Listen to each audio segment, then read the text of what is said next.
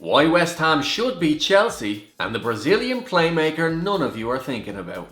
This is the Fantasy Football Cheat Sheet, where we promise not to talk about the Super League. Much. The treatment room.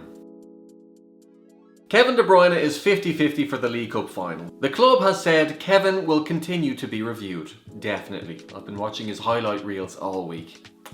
Bad news for Arsenal fans. Alex Lacazette looks set for a lengthy spell on the sidelines. He limped off against Fulham with a hamstring problem, pulling his jersey over his face, presumably in embarrassment over the European Super League. Other star man Aubameyang looks unlikely to appear as he recovers from malaria, so we wish him all the best in his recuperation. The star of the show at Spurs won't be involved this weekend. But enough about Mourinho. Harry Kane has an ankle injury that is currently being assessed, but it looks uncertain whether he'll be able to play the League Cup final. Don't worry, Harry, you can just do it again next year with Man City. Nothing on Jack Grealish this week, sadly, as he remains ruled out.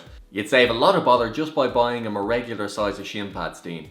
Dominic Calvert-Lewin should be back from injury this week after missing their last game with an abductor issue. The Toffees face Arsenal days after condemning their proposed Super League, featuring only Europe's best clubs. 8th place? Nah. 9th place? Yeah. Key fixtures. Before we begin, 4 teams don't play this week, and they are Man City, Tottenham, Fulham and Southampton. So we warned you. West Ham v Chelsea. Both teams enter this one level on 55 points in a huge game in the top 4 race. You've got a feel for Chelsea, having to actually work to get into Europe. Poor Roman. Although they lost to Newcastle at the weekend, Craig Dawson's red card suggests to us that it was somewhat of an outlier. And Chelsea's fixture schedule is packed.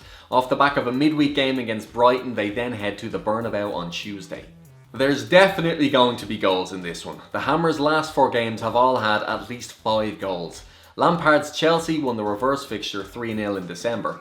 Tammy Abraham scored 2 that day and was never seen again.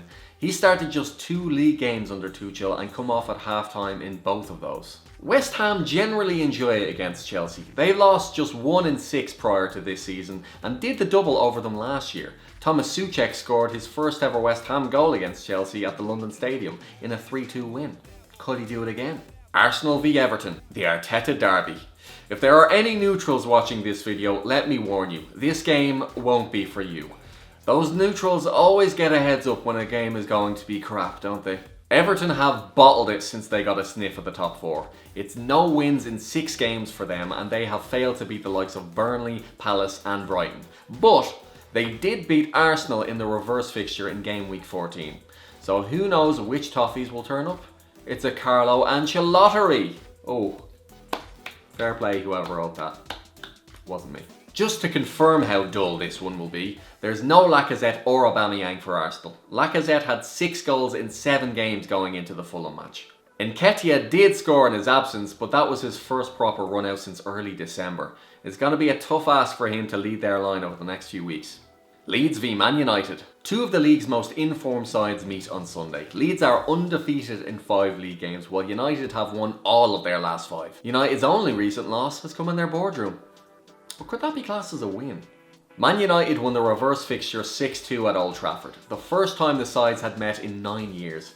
Scott McTominay and Bruno Fernandes scored braces that day. Stuart Dallas also scored that day, from right back, one of his 7 of the season. This weekend he'll likely be in attacking midfield as he has been for Leeds' recent resurgence. Seriously, if you don't have him in your team, what are you doing? He's a defender on Dream Team, if you don't know. Mason Greenwood hasn't made our transfers in section, but he has got 5 goals in his last 6 games, so keep an eye on him. He's priced at just 2.2 million and only 3% of you are picking him. Transfers in. Strong week for the selections last week, a couple for Harry Kane and a clean sheet for Nelson Semedo. Bet you would never have picked Harry Kane without me, would you? Trent Alexander-Arnold. Arguably the most informed defender in the league right now. Although generally it's been a season to forget for Trent, England included. He's only failed to register at least 5 points once in his last 7 games. As such, his price is on the rise, but still a steal at 4.5 million. Liverpool also have arguably the easiest set of fixtures coming up. Kelechi Iheanacho. Another ridiculously informed player. He has 10 goals in his last 7 games in all competitions. His strike partner Vardy has scored no goals in the same period and yet is 0.8 million more expensive on Dream Team. He's actually just 8 points away from Vardy in the overall point standings. Like Liverpool, Leicester have a really good run of fixtures too. Their next 3 games are Palace, Southampton and Newcastle. Surely Leicester can't bottle another top 4 with that run in. Matheus Pereira. A little left field pick here as I put all my faith in Sam Allardyce. Well, it's not left field as I know he technically plays more centrally. For a side certain to be relegated, the last 2 league results read 3-0 against Southampton and 5-2 against Chelsea. Pereira has 3 goals and 2 assists in those 2 games. West Brom have a triple header of Midland derbies coming up, the first of which is tonight. And we know he loves a derby, as Andy will remember all too well. He scored 2 against Wolves. It's 8 goals in total for the Brazilian this season, not a bad return for the side sitting in 19th place. Predicted 11s.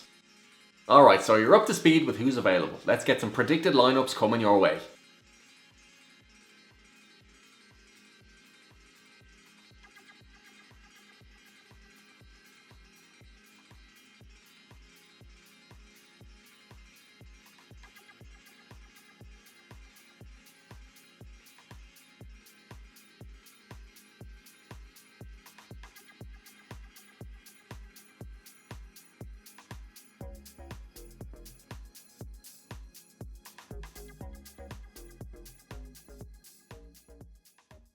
Right, that's all from us, but in other news just around the corner, we will have our Euro 2021 Dream Team fantasy football game ready to fill that fantasy void in your life this summer. That should be coming out in May, so keep your eyes peeled.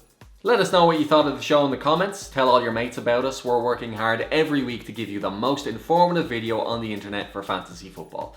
And let us know what your teams are going to look like. Have you got any obscure picks? How's your season gone so far? Okay, I'm off. Good luck this weekend.